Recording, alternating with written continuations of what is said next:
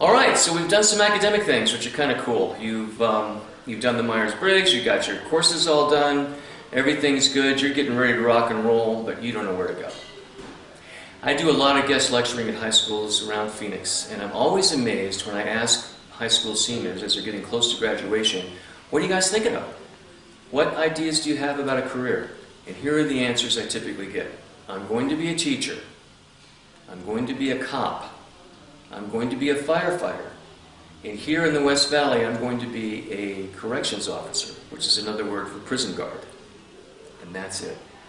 Now, there's nothing wrong with any of these professions. They add a lot to our culture. They're interesting. They're all government jobs. And there's nothing wrong with any of them, honestly. But that's it. That's all you can come up with. You live in the most robust, creative, economic engine that's ever been created in the history of mankind, and you come up with those four options only. There are thousands of things you can do. The truth is you haven't been exposed to much. You don't know. So you pick the things that you do know. And those are jobs that are obvious and they're out there and you've seen it. So part of my job, and it's a big part of it, is to get you exposed to what's going on in the world. And here's how we're going to do it.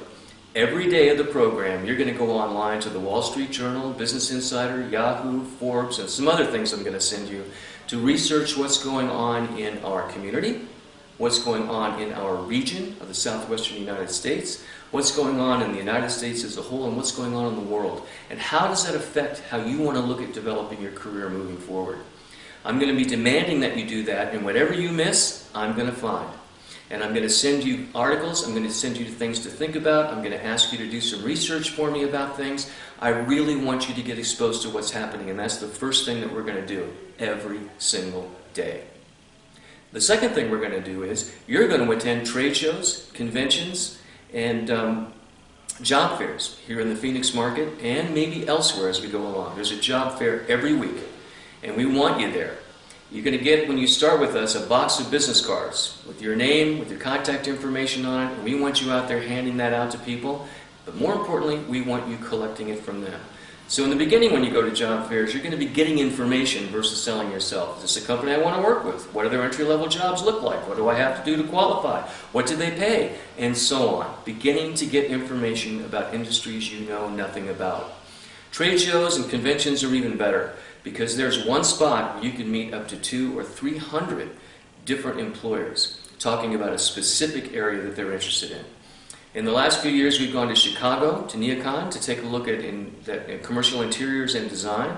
We've been to Cowboy Christmas in beautiful downtown Las Vegas to look at the equine industry and all the different things that go with that. By the way, NeoCon's the #1 show of its type in the world, with virtually hundreds of manufacturers representing their products. Cowboy Christmas, surprisingly enough, 432 companies were on display. And last year, we went to San Antonio to the big IMAX photography show, to take a look at 275 companies that had brought their wares there, looking for distribution, looking for people that might want to buy and or sell their products. These are great, great ways to learn all about an industry. We're going to take you to incubators in Phoenix. An incubator business is one that works specifically to help you start your own business. There's SeedSpot, Monorchid are two that I know of that we work with here in town, and they are fascinating. You're going to meet some of the strangest people with the weirdest ideas in the world at these places. But they're moving along. They've got their businesses, they're nudging their products along, and they're making headway. You're also going to be visiting all the shared space places. These are places that you can go to for free that a lot of young companies use. They're in Avondale, Gangplank, Monorchid again, as I mentioned. There are several more in downtown Phoenix that we visit. Cityscape is another one that comes to mind. And you're going to visit those and meet those people that are working there, and they are fascinating.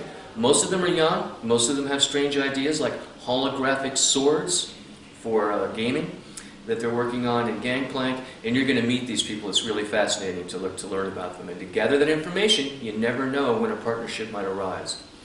Finally, you're going to go to nonprofits. We have plenty of them here in Phoenix. Make-A-Wish Foundation, Southwest Human Development, Special Olympics, Homeless Youth Connection. We've worked with all of them over the last few years. And there really serves two purposes for us. One, it's a good thing to do as a citizen as you get older. You take some time, give back to the community. There are always people that need a hand up, and a hand up is what you can offer. Secondly, these are organizations. They hire people. And if you get involved in a nonprofit, you very often find they're young people building their careers while helping others. And we want you to get exposed to that. That could be a good place for you to end up as well. And then finally, we're going to read. We're going to read books. And they're not textbooks that you got to go down to good old college bookstore and pay $180 for the 1976 edition. By the way, that's College Scam Part 4. We're going to read books that are being printed now about what's going on now in our communities in the world. Things that we need to pay attention to because they can affect what we do for a living moving forward and how we're going to live. Some of the books we've read recently are Thomas Piketty's book on capital in the 21st century. Where is capitalism taking us? How has it evolved and where is it likely to take us in the future? A great book called Epside by Kenneth Groenbach that talks about looking at how our demographics are set up. Which groups within us are growing faster than others? How does that affect where we want to go and what we want to do? And a good example of that is Toys R Us. Recently declared bankruptcy and will probably be closing all of its stores in the United States. Over a period of 35 years, they have been the toy retailer. The one, number one. What happened to them? And part of it was bad management, too much debt. Part of it was competition coming from Amazon and Walmart that they weren't really ready for. But a big part of it was this. Millennials aren't having children. And if you don't have kids, you don't have toys. Demographics could tell us that millennials are moving in that direction.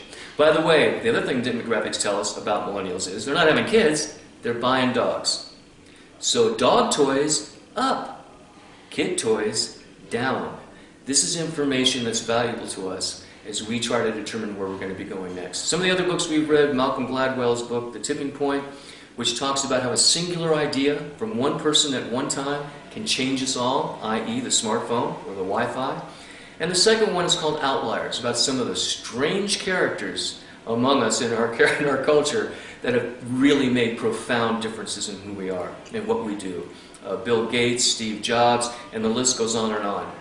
Interestingly enough, almost none of these people went to college, and they have come up with ideas that virtually change the world. So, we're going to get you exposed every day via the internet. Job fairs, conventions, trade shows, incubators, shared workspace, nonprofits, books that are timely and now.